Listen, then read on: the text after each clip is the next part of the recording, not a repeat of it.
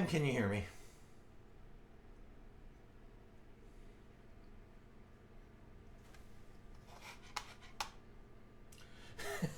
That took a lot longer to fix than it should have. My apologies. The preview came up on the studio, and I was connected to the stream server, but for some reason it stopped the live streaming, and I had to reset it on the other end. So what? What? So um, good. All right. I apologize for that. I have no clue why my router rebooted. It's funny, I can see my router from where I am. It's in the other room, but there's a kind of like windowy thing between it, and all the lights just went nuts on it, and everything started spinning.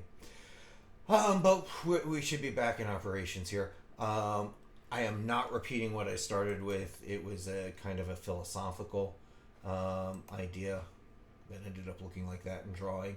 I will probably do that next time or when we recap the chapter. But what I'm going to do is I'm going to introduce hypothesis testing. So I am going to kind of summarize where we're at, and I'm going to use it in the chapters of the book. I did this at the end of the last lecture, but I really do want to transition into this with some solid background. So when we introduced what statistics was, it was the science of observation. If I wanted to sum it up, I said it's how we observe things, and we're going to turn it into a mathematical thing. We're going to try to get quote unquote the human process as minimal as possible. There, we want a pattern to define things for us, and it mimics or actually I would say quantifies what some people learn as the scientific method. We make observations, and chapters 1 and 2 were how we observed reality and how we classified our types of data and how we worked with our types of data to make observations. And we could make observational statistics in chapters 1 or 2. We took a small break from dealing directly with the statistics to talk about randomness and probability, because the goal was, if we randomly do things, if we randomly get data, if there's nothing that's driving or biasing how we get data from a sample space, then the only thing that separates our measurements in what we observe from the true value of what we're gathering data from is random error. And so we learn the laws of randomness so that we can talk about our measurements that are samples in relation to populations. And for me, from a scientific view, the samples are the experiments and the population is the truth. And so we look at how we can infer from our experiments from the truth. And so we had to talk about randomness, and chapters 3, 4, and 5 talk about that randomness and the probability distributions. Chapter 5 lands into the probability distribution that drives most statistics, which is the normal distribution. And that says that if there's some true value, your mean, then your data that you collect will randomly fall away in error on either side of the mean within standard deviations. And so standard deviations become a measure of the spread of your data. And that random error is unavoidable. You can't measure things perfectly. You can't. Nature itself has some uncertainty in it. And it comes across. And we transition into chapter 6 to going, okay, so we've observed things and we've used our observations to talk about the truth. How confident are we that those observations talk about the truth? And we learn that we can't say the average age is 44.2. It's not an exact number. It's a range, and it's a range with a level of confidence. And we ended the last time learning that if you want to be really, really confident with a small range, you have to measure a lot of things. It gets very hard to have a high confidence and a small error. To do that, you need more and more samples. And that's the cost of it, right? Running an experiment, doing a survey has a cost. And so that covers most of the scientific method. Hypothesis testing, the thing we're moving into now, we'll talk about I want to say something is true. I want to say that there is a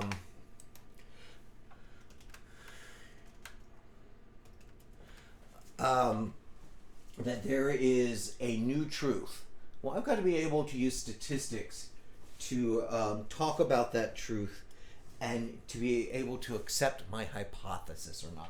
And that's what hypothesis testing is. And that's the last part of the scientific method. We're going to make a hypothesis, and we're going to test the claim if it's true or not based off of our experimental observation. And so the idea of hypothesis testing is we use our statistics to validate our claim. And so that's what we're starting with today. Now, so I'm going to refer to Jay's thing here. These slides are awful. What I did was I pulled the accessible slides down, hoping that's going to get rid of the garbly error I get when I use them. Pearson has two slides. They have the normal slides, and then they have these ADA slides, which are they're accessible for disabilities. So they work with screen readers, they work with color blindness. There's a set of standards that you need to be ADA compliant, and they're starting to release all their slides in ADA compliance. To be honest, if I would have known they had these when I started, it would have been the only ones I used because they transfer to web pages fairly easily. But that's a different story. So I'm hoping to get rid of some of those errors that we had. The information is the information, Jay. All right, so in hypothesis testing, what we're going to do is we're going to come up with this concept of how I can propose a new truth, my hypothesis, and we can test it. And to do that, we're going to look at two types of hypothesis, a null hypothesis and an alternative hypothesis. Our claim can be either one of them. The nature of the null and alternative doesn't have anything to do with what we're stating. It has to do with the mathematics of what we're stating. And we'll get into that. When we make a claim, we can be right or wrong in different ways. And so we're going to look at that, and we're going to call those errors. And that being able to determine the type of error we have will help us do the statistics here, because our chances of being right or wrong are measurable, given that we do everything randomly. Right. So if I ever say anything is measurable in a statistical sense, it is given that we are randomly grabbing our data. Because if we don't do it randomly, we can't use our tool of probability to make these mathematical claims. And if we don't do things randomly, we're biasing. Because if you don't do something randomly, you're making a choice. Right? Yeah. The complement of random is making a choice in how you pick data. And as soon as you make a choice in how you pick data, that's a bias, because you have a rule that you're using to pick data from, and that rule will bias the data. There are rules that guarantee randomness, that they don't look at the data to choose the data. They look at all the data possible and mixing it up so that anything that was out of your control, you're going to get a little bit of each. Right? So I have to be careful in how I choose my word rule. We're going to take this information and figure out the type of test we're using, one tail or two tail. And what's really nice about the type of test is it will match our mathematical symbols we use. So it sounds like there's a lot of little rules going on here. But as soon as I can state my null hypothesis and alternative hypothesis, as soon as I can state those, choosing the tail of the test becomes, I just look at the statement I made. But we'll get those definitions down. And then we're going to make this thing called a p-value. The p-value is the number we test. We turn these tests into a number, and the p-value tells us about the claims I have made. It's a test against the claims we made. And so then we have to interpret our decision. Now, due to the nature of how we have to state these tests, the interpretation requires us to state them in a specific way. We can't say, my claim survived the test, my claim is true. That's saying way too much. And so we have to interpret them. And again, this is the part in statistics where people will jump to, hey, my p-value is good, that means this is true. No, it doesn't mean this is true. It means it is likely the claim is true, or it is likely the claim is false. We have to interpret it properly. And that's what we're going to focus on today. We're going to focus on these definitions. The mathematics will be minimal. What we're going to do through the course of the week is we're going to then look at doing specifically testing for the mean. 7.2 and 7.3 we'll do Monday. And 7.4 and 7.5 we'll do next Wednesday. And then we'll wrap up with Chapter 9.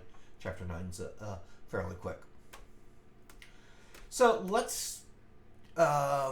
where am I?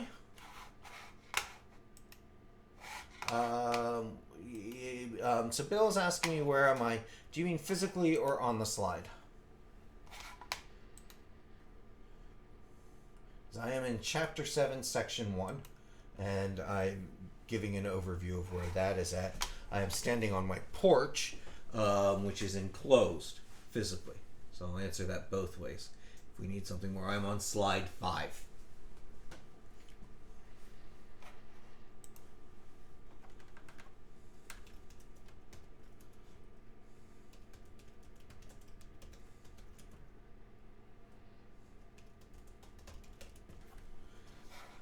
All right.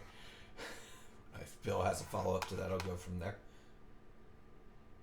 I cut out? Oh, okay. Okay.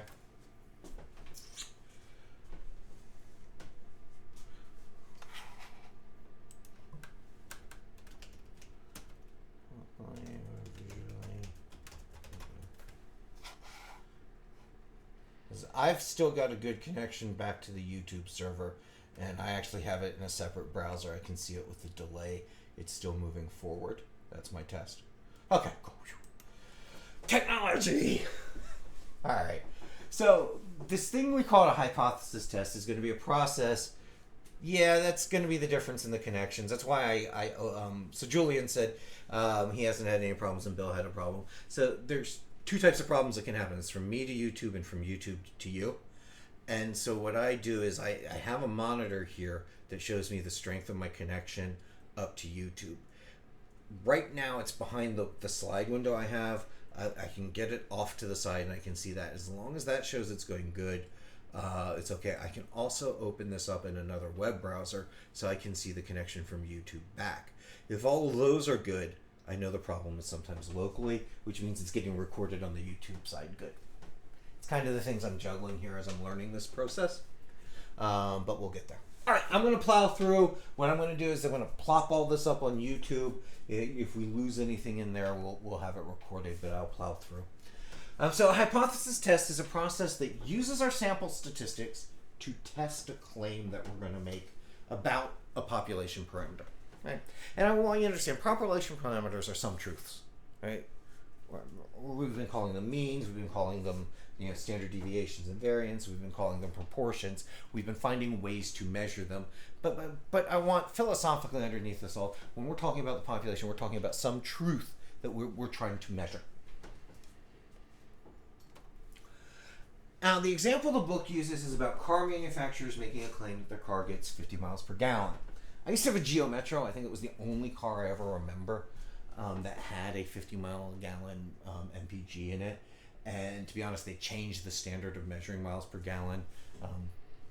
Afterwards, I haven't seen I think I've seen cars that are hitting like 48, 49 now. I haven't seen a 50 in a while. We might be close to having a 50. So this would be a claim you'd want to test, right? 50 miles per gallon on something it's rare. And so we should have it under suspect. And so if you want to test this claim of a manufacturer, we have to have some way of testing it. So notice I'm using and so our decision that we want to make is we want to make understand if this claim is true or not. So our decision will be, I can accept this or I can't accept it. And so we want to make a statement about that population parameter. Well, the population parameter in this case is going to have to come in pairs. We're going to have to say, hey, I am going to say something that represents my claim, and I'm going to represent the complement. When one of these is false, the other one must be true. We're dividing all of the possibilities. By using the complement, we divide all the possibilities into either the claim or not the claim. Kind of similar at the very end of the last chapter, when we had multiple percentages, but we were only cared about the population proportion for the 27%. If you fell within the 27%, you could turn it into a binomial distribution because all the other percentages was the complement of 27. Well, that's what's going to happen here. I'm going to make these pairs a claim, and they're going to be complements of each other. So one of them has to be true.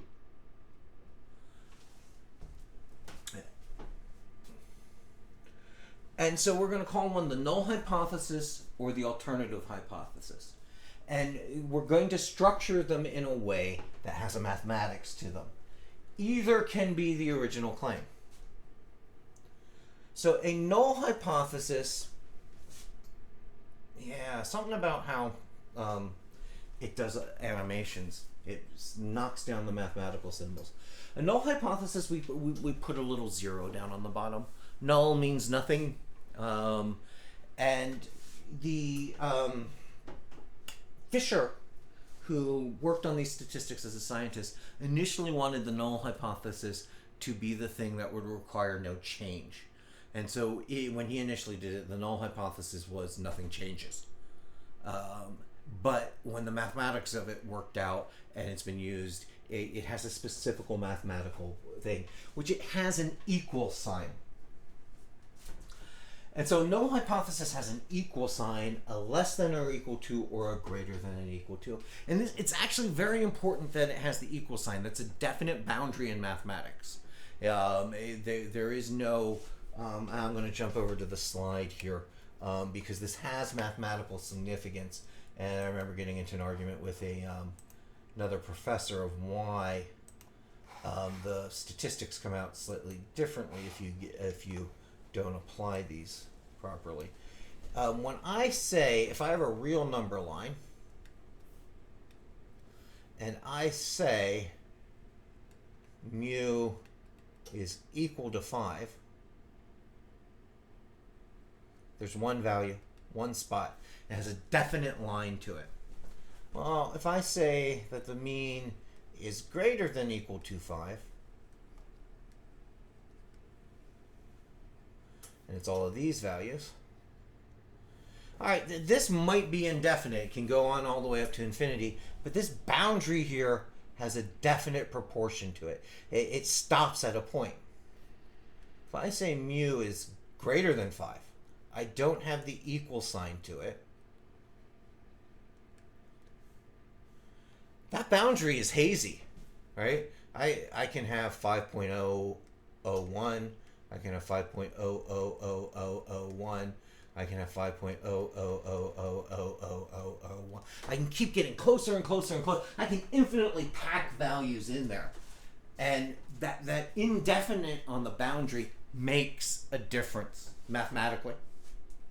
It's the difference of being there is a definite point where this stops versus I can infinitely pack a whole bunch of really small things in there. And so the null hypothesis must include an equal sign. It can be less than or equal to, it can be equal to, and it can be greater than or equal to. But that boundary needs to be well defined for the null hypothesis. The alternative hypothesis, which we're going to use a little a down in the bottom, is the complement to the null hypothesis. It is a statement that must be true if the alternative hypothesis is false. So I'm going to go back to the blackboard here. And I'll just do a couple examples of these. If my null hypothesis is something is equal, then the alternative is that thing is not equal. Now let's talk about this in the terms. If my mu is equal to 5, if the null hypothesis is true, there's no way the alternative can be true. that the mean does not equal 5. And vice versa. If my null hypothesis is false, if my mu value is 3, it doesn't equal 5, well, the alternative hypothesis, the complement, must be true. And so these complement each other perfectly, that all possibilities are covered. Same thing happens if I do a greater than or equal to 5. Well, then that has to be less than 5. Notice the alternative does not have equality in it. And I'll do the same thing with can be less than or equal to 5. Then the alternative has to be greater than. So the alternatives never have equality. The null always has some form of equality, be it on the boundary of an inequality or equal itself. In doing that, we make sure that all possible answers are covered. Between the two claims, the truth is there somewhere. We don't know which one, possibly, but one or the other is true.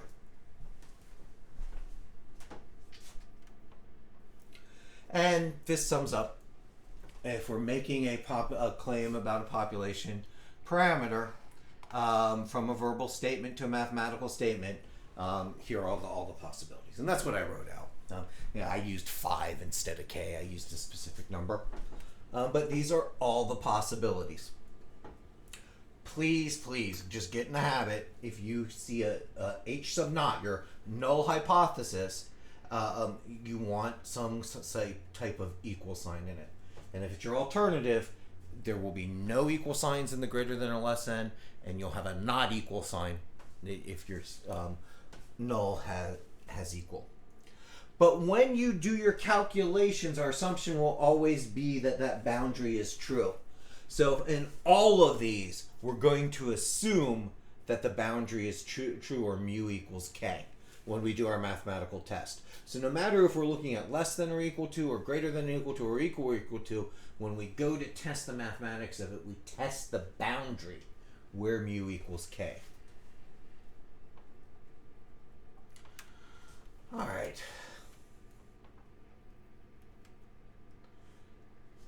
And so, and that's that last point there. Regardless of which pair of hypotheses you use, we always assume that the population parameter we're looking at is equal to the measure when we examine the sample distribution.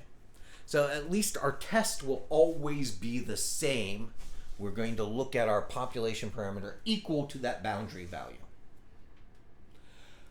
Our hypothesis will determine how what type of tail we use on our test and how we interpret the results. I love this chart. This chart does break it down rather nicely. The words that you're looking for and how you're putting them into play. I would just make a note of this chart. It's on page 349 in the book. It is a very good place to go. All right, I want to look at the statements of them. I am going to use the examples from the book and how we state them out. Hopefully we won't go through all the solutions here. So a school publicizes that the proportion of its students who are involved in at least one extracurricular activity is 61%. So they state a number. Notice in the statement they're saying it is equal to something. So that's going to be our null hypothesis. The claim they're making is the null hypothesis. Not because of the nature of the claim or what they're saying. The only thing that makes it a null hypothesis is it is a statement of equality. They're saying that the proportion of students that are involved in an extracurricular activity is 61%. So our null hypothesis is P equals 0.61. Or 0.61, sorry. Don't let the English get in your way, right? If I were doing the opposite, I was challenging this claim, and my claim would be that it's not true that the proportion is 61%. My claim would be the alternative hypothesis, that P does not equal 0.61. I'm still making a claim. I don't, just because I'm making that claim doesn't make it the null or the alternative. The statement of equality determines which place it goes into. A car dealership announces that the mean time for an oil change is less than 15 minutes. Now, they use the word less than 15 minutes. So they're using less than, they are stating an alternative hypothesis. Because they're not saying less than or equal to 15 minutes. It seems very, very subtle, but it isn't. That boundary having definition means a lot in the integrals that go in for forming the boundary spaces. It has meaning. And so we have to make sure that we talk about these two things differently. So our alternative is the hypothesis, is the complement to what was being said. If they're saying less than 15 minutes, we write that as the alternative claim. And we take the complement of that, which is equal to or greater than 15 minutes. Whoops, let's go back to that. I want you to... Why did it not go back? There we go. Sorry. Hit one too many buttons. I want you to look at this. I want you to realize all possibilities are covered from the two claims, the null hypothesis and the alternative hypothesis. The two hypotheses cover every possibility, right? You go to the car dealership and the guy working on the car, on the oil change, drops his contacts down the drain, has to run to the store to get a new pair. They don't have it in. They ship it out to him. You're sitting there waiting, and it takes 58 days. That's in there, right? Because that's within the null hypothesis. That's greater than or equal to 15 minutes.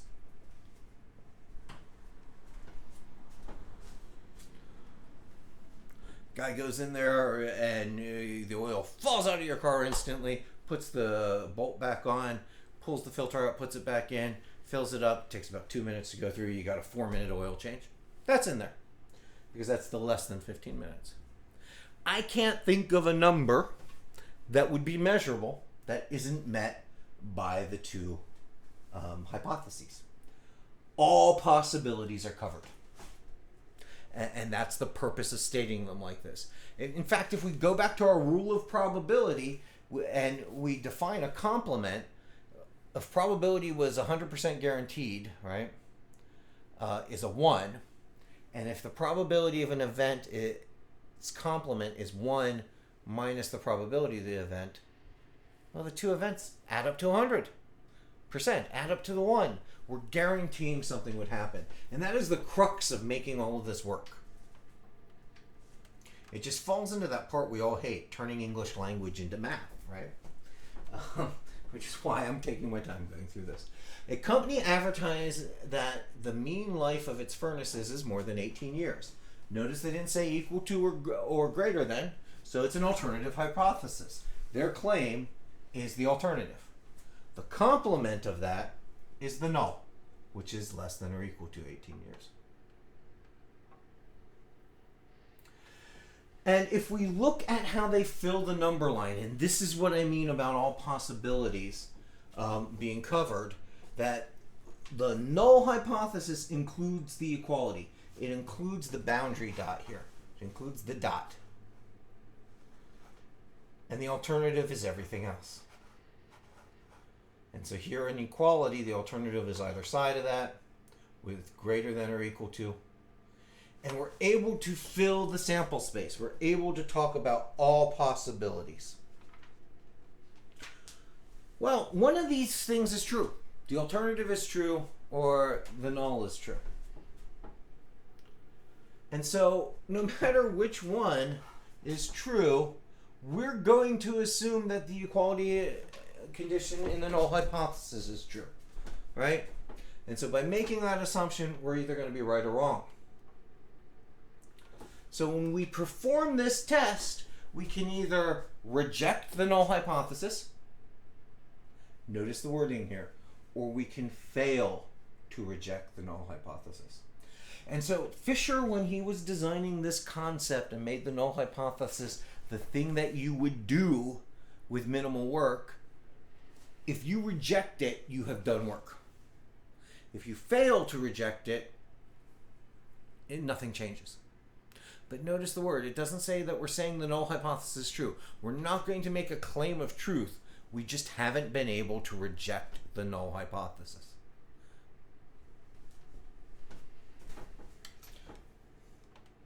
These words are important, that we fail to reject it. Well, because we're doing a sample, there's a possibility that this is wrong. Possibilities can be measured as probabilities. Because these things cover all of a space, we can measure that. And they make errors. And so, in the actual truth of the world, the null hypothesis is true or it's false. And so that's the top two things up here. The null hypothesis is true or the null hypothesis is false. Now we can only make two decisions. We do not reject the null hypothesis. Well, that's going to be the correct decision if the null hypothesis was true. If the null hypothesis was false, it's an error. And we're going to call this a type 2 error. The other decision we can make is we can reject the null hypothesis. Well, if the null hypothesis was true, that's an error.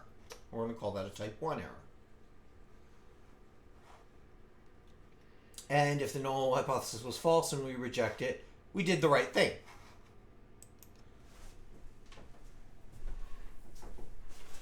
Very few things are going to tell us if our decisions are true or not, because they're all based off of samples.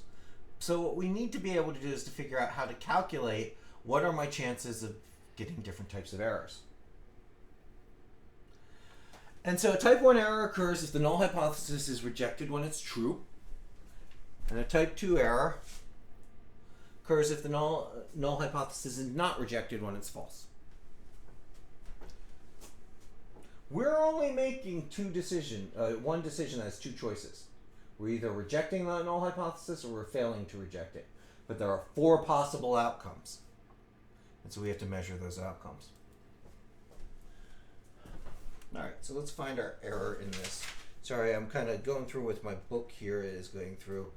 Because what we want to do is we want to turn these words into the errors and the errors into a measurement. So, the United States Department of Agriculture limits the amount of salmonella contamination for ground beef to 7.5%. A meat inspector reports that the ground beef produced by a company exceeds the USDA limit. You perform a hypothesis test to determine whether the meat inspector's claim is true. When will a type 1 or type 2 error occur? And which error is more serious?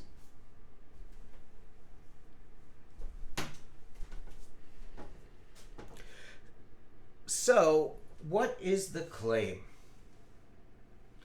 The meat inspector's claim is more than 7.5% is contaminated, right? Right here. He's saying a meat inspector reports ground beef exceeds the limit. Doesn't say equal to. So his claim is the alternative. And the alternative is P is greater than 7.5 or 0.075.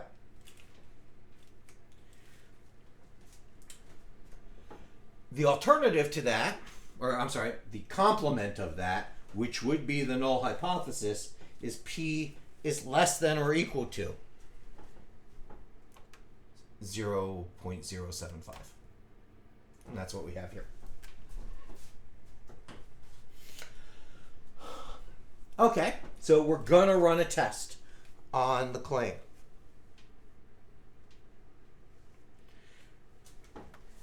If we fail to reject the null hypothesis,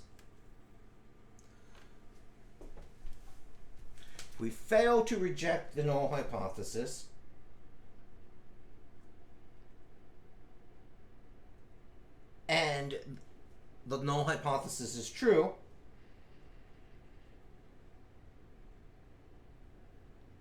that's a correct decision. If the null hypothesis is false, that's a type 2 error. If we reject the null hypothesis and the null hypothesis is true, that's a type 1 error. So his claim is the alternative. I'm going to put their words up here. All right? And here's what they mean. I'll break it down. So he is claiming that their meat is contaminated. And that is the alternative claim. Right? If we reject the null hypothesis, his claim would be true. If the reality is not that, then that's okay. We said the meat was bad, but it wasn't bad. It wasn't bad. All right? If we fail to reject the null hypothesis and the meat was bad, bad meat goes out. See how the two different errors are different in this case? So the actual proportion of contaminated ground beef is less than or equal to 0.075, but you reject the null hypothesis, the type 1 error. You reject the null hypothesis and you say, hey, the meat's bad. Type 2 error, the meat's bad, but you say, hey, no, I didn't reject the null hypothesis. This is good meat. Do you see the difference in the outcome that would come from that? So that's why we have to watch how the errors relate to our claims. And we have to go back and go, what does it mean to reject the null hypothesis? I tend not to talk about them in type 1 or type 2 errors. I go, okay, my test is going to tell me to reject the null hypothesis or not reject the null hypothesis. If I reject the null hypothesis here, what am I saying? Well, I'm saying that the meat is bad. And that was the claim the inspector had. If that's the truth, good, everyone's saved from bad meat. If it's false, if I make that error, I've gotten rid of good meat. All right, then what's the other possibility? I fail to reject the null hypothesis. Well, if I fail to reject the null hypothesis, I go back and I look at this and go, well, that means I say the meat's good. Well, if that's the truth, it's okay. People eat good meat. But if that's not true, I send out bad meat. So notice the two errors have drastically different consequences when you make them. That's why we classify them differently. That's why we go back and look at them in relationship to our claims and our hypothesis. I do like, and you can tell probably my particular political bent towards industry and stuff in here, that I talk about this first type of error as being like, yeah, no problem, people don't eat bad meat. Where here they go, you create a health scare and beef the sales go down. I'm like, okay. And then the type 2 error, you'd be allowing bad meat to go out and sold to customers. To me, the type 1 is a minimal impact, but I guess this is what you have to do when you're interpreting statistics, right? We've turned reality into numerical measurements, and I can now tell you you're going to make errors, and there's a chance that you've made an error. You have to go back and reinterpret what that error means through reality. And that means parsing it through your philosophies, parsing it through your political systems, parsing it through your structures, right? The statistics aren't doing the thing, right? It's your interpretation of the statistics would that matter. And here you have to look at going, okay, if there's a chance I got this wrong. You should be doing anything you do with a measurement going, there's a chance I got it wrong. Now I can measure my certainty to this level, but when I get it wrong, here are the results. And then you have to parse that through. Is type 1 worse? Maybe the health problem from this particular rate of percentages is not that bad. Maybe the economic problem is worse than the health problem. And maybe you value the economy more than the individual assets in the economy or the individuals. And those are proportions you would have to figure out. But that's how you have to reinterpret these things. All right, so we need some level of significance, and we're going to use alpha and beta here. And when we talk about our probability of making a type 1 error, we use alpha. And if we set this to a very small value, if we bring down the value of alpha, we're talking about the probability of rejecting a true null hypothesis. Nah, Bill, I wasn't going there. I didn't mean to. And it's funny, I've used this example in previous semesters. And that's why I was trying to dance around it. I hope you appreciate that reality is much more complex, and I know you do, for our numbers to say things with such certainty. It's all a balancing act, I guess, right? Where you set these levels. In fact, where you set the significance, right? Maybe I'll turn this all around and try to pull myself out of the sticking my foot in the mouth side of this. Is the significance of your errors is something you can set, and it helps you draw those boundaries. So if you make your boundaries at a place that is acceptable to all the systems going into, then you can talk about the significance and specifically the alpha of making a type 1 error. Now, the probability of a type 2 error, we're going to represent by beta. And because they're complements, the type 1 and type 2 errors kind of, not complements, but they dance in the probability space, they tend to be related. So what we want to do is we want to state our hypothesis. We want to translate our reality into some type of numerical statements.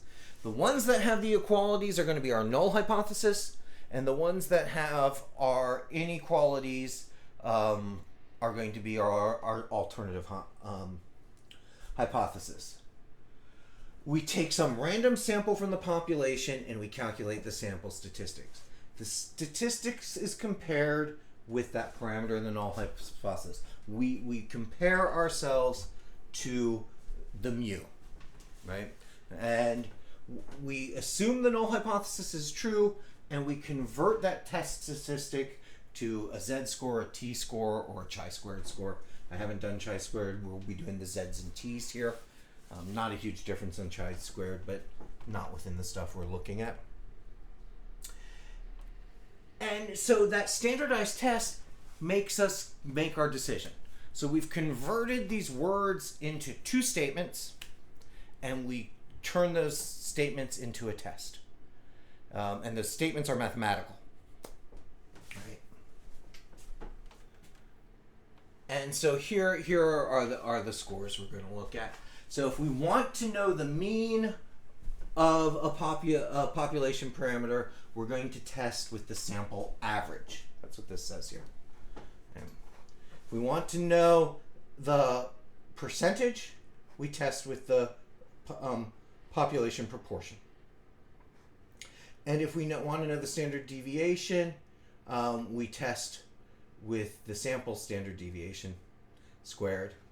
The tables we use will be a z-score based on if we know the standard deviation of the population or we don't. And for the proportion, we use z-scores. This is everything we did with levels of confidence. In fact, this stuff looks like level of confidence testing, but we're testing statements now. And we do that by making p-values. Got to the p-values. We're going to go a little bit past the 305 today because of the problem with the recording time. I keep looking at the clock going like, man, I usually try to finish with like 5/10 of, but I had that trip up in the beginning. So we turn these things into p-values. The probability that the null hypothesis is true.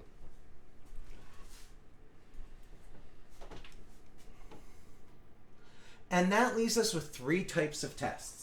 And again, a lot of people go to memorizing these, looking at the charts. These tests look like the math. And it depends on the region of the sampling distribution that favors a rejection of the null hypothesis. And so it's the part that is the alternative hypothesis. So look at the shading of this. This is called a left-tailed test, right? The alternative contains the less than equality sign, and so it's here. So you look at the alternative, and the alternative points to the tail. Right? See that the less than sign in the alternative is pointing to the left tail. And that means we take that mu value and we find its z-score and we look for the left side of it. Yay, a left-tailed test. The alternative points left, or it's less than. So a right-tailed test, the alternative points right. You find that population parameter, we find its z-score, we take the complement of the probability because we're doing a right tail. Right, remember, all our tails are left-tailed, all our tables are left-tailed, so if we need a right-tailed, we have to 1 minus the value we look up in the chart.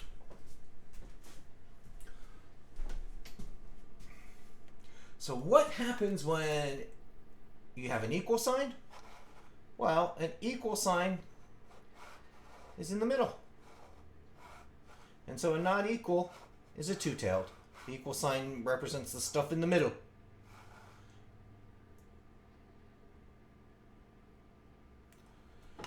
Now, what happens with that is because the area is split into two parts, it's half of the p-value. 1/2 is here and 1/2 is there. You find your parameter value. You look at your left-tailed test because we have left-tailed tables, and you multiply the answer by 2 because it's half of it. But we'll do that as we do the particular problems. I'm really working on the wording here, that we make these two hypotheses, that we turn them into mathematical statements. The mathematical statements will tell us which type of test to use, left-tailed or right-tailed or two-tailed, based on the symbol of the alternative test. If the alternative is less than, it's left-tailed, right? Because less than points left, left-tailed. The alternative is right, or as the alternative is greater than, it's a right-tailed because a greater than sign points right. And if the alternative is not equal to, it's a two-tailed test.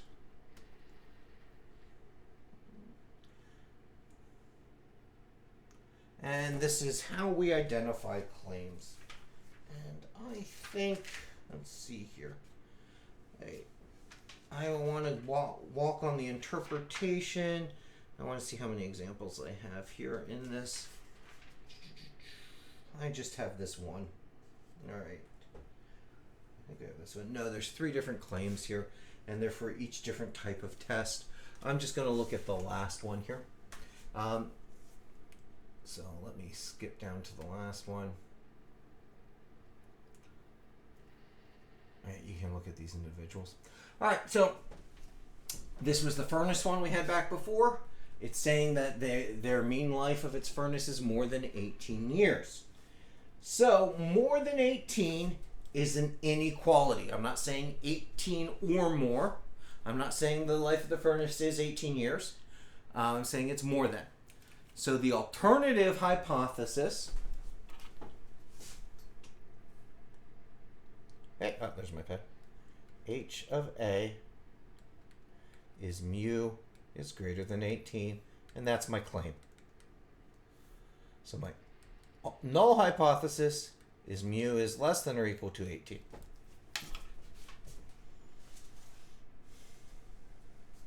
So my alternative hypothesis has a greater than sign, so this is going to use a right-tailed test.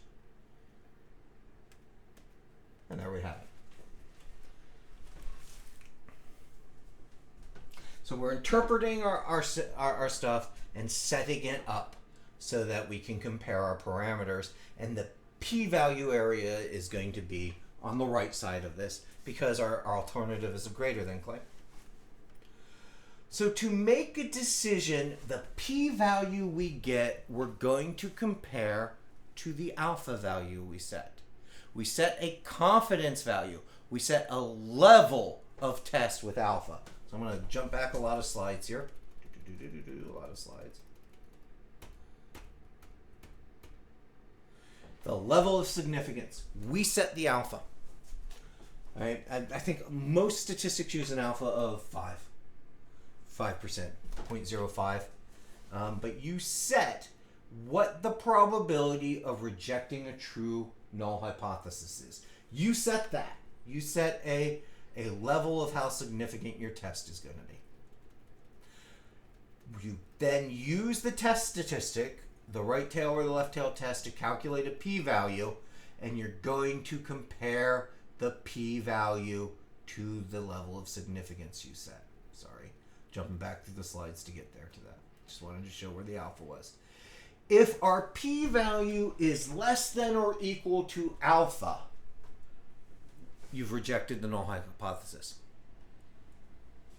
If your p-value is greater than alpha, you failed to reject the null hypothesis. So that's your test. You set the level of significance that you want your test to be. You do your claim and the alternative claim, and that tells you which tail you use to calculate the p-value. Those p-values are just like looking up probabilities for z-scores or t-scores. But then you compare that p-value to the level of significance you have. And now we can put this back to all of these, right? So if you reject the null hypothesis, you say there is enough evidence to reject the claim. If your claim is the null hypothesis. If your claim is the alternative hypothesis, you say there's enough evidence to support your claim. If you fail to reject the null hypothesis, and your claim is the null hypothesis, see the chart here? There is not enough evidence to reject the claim. Or there is not enough evidence to support the claim. Please, this is the whole, everything I've been trying to do for everyone here, because everyone says you lie with statistics. You don't lie with statistics. What people forget to do is to state it like this. The data and the evidence tells us something, and it supports what we're saying. Doesn't mean what we're saying is true. Doesn't mean it's false. It just supports it. If I got more data, I could maybe get a better level of significance. Or I might be able to reject it and say the data doesn't support it. But all of this should be based on what we see in the data. And to make the data not lie, it has to be randomly chosen. And since you mentioned things going on right now, hydroxychloroquine just had a test come out from the VA hospital that showed that people on it had a higher death rate than people off of it when having COVID-19. I think the death rate was 11% without it and 27% with it, or around that roughly. But no one is citing this paper as a end-all be-all. In fact, all they're saying is this should give us caution because of results in France that kind of thought we should use this.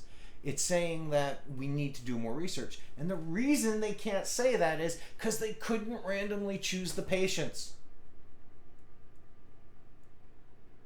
Those patients were prescribed it and there was a decision to prescribe it. They weren't randomly chosen, they weren't randomly given it. So we can't say that there's a statistical significance in it. That's telling the truth with statistics.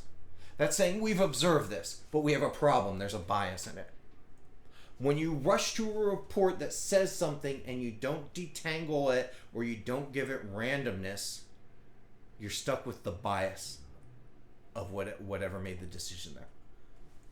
And so it's really, really, really important that when we do our claims, when we get our answers, when we do things with it, that we use these wordings. There is enough evidence to reject the claim. There's not enough evidence to support the claim. There is enough evidence to reject the claim. There is enough evidence evidence to support the claim. The evidence is making the decision, and we have to be able to talk about it. But for all that to work, it has to be random. All right, so I want to skip the interpreting the decision here, and I'm going to focus, actually I want to work on this one, the oil change in 15 minutes. I just want to look at how this wording comes out. And they keep using the same three examples. I used the furnace one. I'm now going to use the car dealership one, since I made fun of the guy losing his contacts and taking 58 days to do it. We'll do it this way. So the claim is that their mean oil change is less than 15 minutes, and we go and we perform it.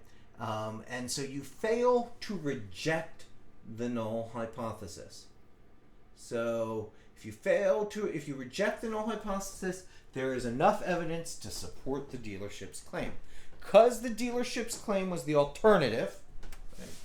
Go back here, right? Their claim was the alternative because it was a less than, and we reject the null hypothesis, then we're saying the evidence says the alternative claim is true. And so there's enough evidence to support the dealership's claim.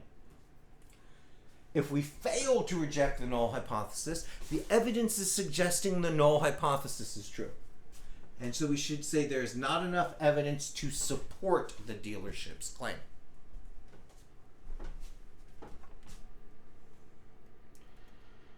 All right, and that is everything on here. I want the chart, I think. No. There's a chart at the end of this that's all I want to show. Yeah, and that's this. They have it spread out on these slides. You're right, Jay. These slides are a little spread out. So it's this chart here, which is this page 357 on the book. And this is the things we need to do. And the hard part is we state the claim mathematically and verbally. We then figure out, we've done this mathematically, which one is the null and which one is the alternative. And your key is your equal sign. You've got some type of equality in it, you have some type of boundary, it becomes your null hypothesis. And the thing you're testing for is that boundary.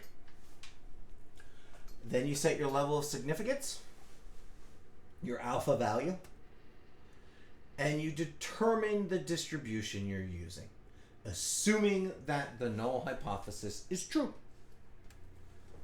You calculate your test statistic, which means we figure out the tail of our graph based off of the direction of the inequality in the alternative hypothesis.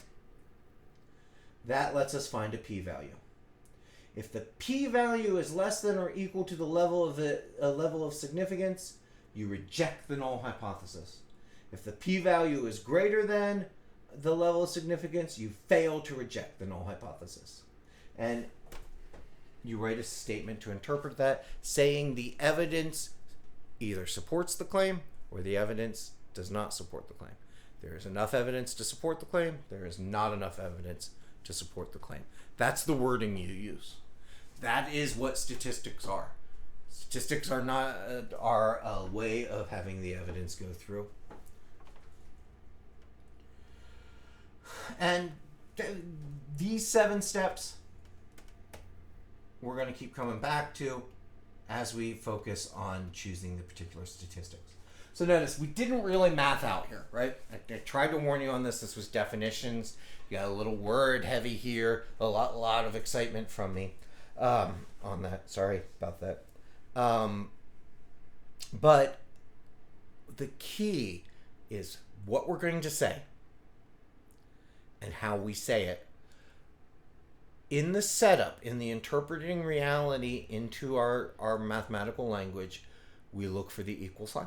And the equal sign tells us what's going to be our null hypothesis. The complement of that is the alternative. Now, if your claim's an alternative, you make the complement of it. They're nice reversible statements. In making a complement of a thing, we cover all possibilities. We can be wrong. The level of significance sets the probability that we will make a type, what is it, type 1 error or type 2 error? Now I forgot what the numbering. That's why I hate the numbering of it. It's the, what is it? It's the failure to reject the null hypothesis. Does it fail or check? Now I have to look at my definitions here. Yeah, failed type 1. Type 1, yep. You can do statistics with beta too. We will not do beta statistics in the book. That's kind of how I kind of think of them, as the alpha and beta and statistics. Sorry about that. So we look at our chance of rejecting rejecting the null hypothesis, failing to do it when we should have. We compare that to the measure that we make. It's a comparison game. And so the entire thing from this process, and what Fisher did when he did this, and Fisher is known really, really well in mathematics for putting probability and statistics on a good mathematical framework, is he assumes you're going to be wrong, or that he assumes there's a chance of being wrong, and we make it calculable. And by making it calculable, we can talk about confidence and confidence levels, and significance levels. The whole part of this part, and this is the part that people actually start not liking about statistics, is we really do get rid of the humanness part of it, and we don't let ourselves interpret it. We let a number tell us how right or wrong we can be. And in our gut, we want certain things to be right and certain things to be wrong. If I'm a scientist and I'm working on a discovery, I want my discovery to be true, right? And this strips that want out of it. It strips our bias and our intent out of it and makes it something we can measure. Now, p-values do get abused. They do get overly used as a measurement of things. And a lot of that has to do with how you take statistics. Human beings can mess up anything they touch. But this is so much better than just relying on rhetoric and argument for it. It doesn't say that rhetoric and argument do not have their places, but this lets us measure it and make it a quantity.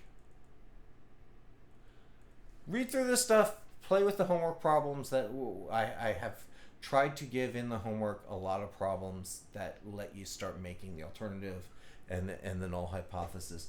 Once you get used to this language, you find it's very useful. And I think the sad thing for me is I'm in a world where I see people use statistics and talk about statistics that don't make them. And I can tell the things they're quoting are well-made statistics, but they miss the language of how to interpret them a lot of times. And yes, I'm talking about the news and people misquoting it. Many, many times I've had to, on social media, go back and pull out the poll statistics that were being quoted and said, this is what this is saying this and this. I said, no, here's the data. Here's what they're saying. Here's your significance. Here's what this means. Right? We have a tendency to not quote this stuff well. So one of the reasons I teach this, and I tend to teach this with the emphasis I do, is a lot of you won't be generating statistics in your careers. But you will be interpreting them constantly just in your life, let alone your career. And so I need you to know the process so you can appreciate when words and meaning are missing in it, and when you can look for when people aren't doing their job well enough, or when people are doing their job well enough. This stuff, when done right, is very powerful. It helps us towards the truth. All right, this is where I'm at with this. All right, Jay, I'll fire you off an email. I saw you sent me one. I was going to pop a video up for it, but I will take care of that in a second. Be safe, be well, everyone. I'll give you a drawing of that. Let me see here. Do I have drawing space? There we go. Let's use the big pen. Big pen.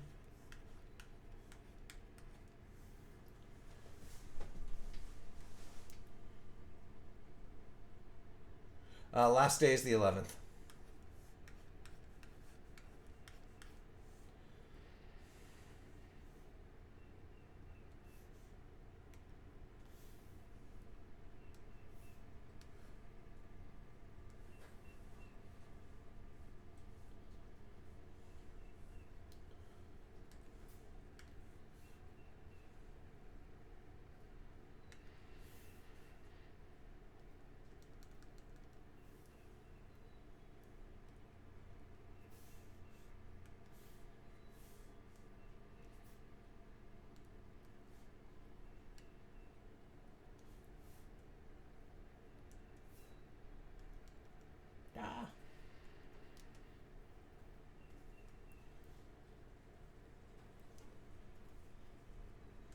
This is fun.